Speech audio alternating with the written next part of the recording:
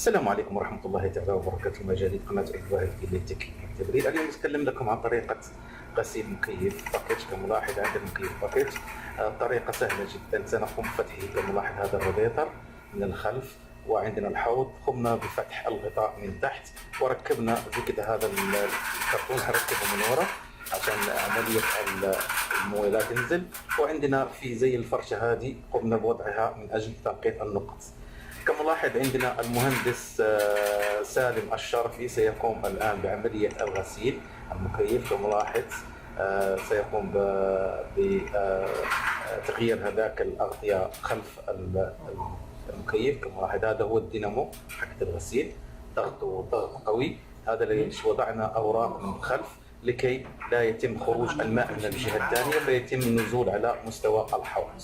فالطريقة الغسيل كملاحظ ستتم على هذه الطريقة.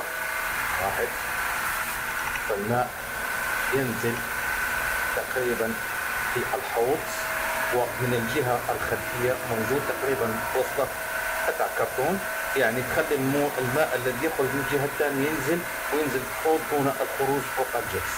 نلاحظ هذه السترة الزرقاء فهي من أجل التنقيط الذي ينزل من المكيف، يعني نقط قليلة جدا، يعني احتياط بس عشان لا تنزل على الجبس. نلاحظ هذه الطريقة. المهندس سالم موجود في جدة.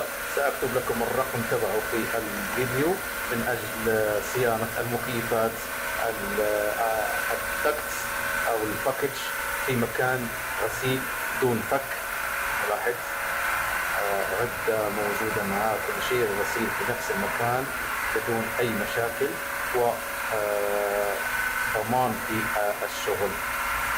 فالطريقة نلاحظ هي هذه.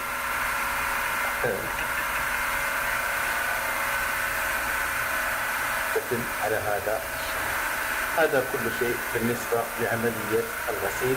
وسأتكلم في فيديو ثاني عن طريقة مشكل تنظيف الماء من المكيف في الفيديوهات القادمة. هذا كل شيء. أرجو أن يكون الفيديو إعجابكم، ولا تنسوا الاشتراك ليصلكم بنا. والسلام عليكم ورحمة الله تعالى وبركاته.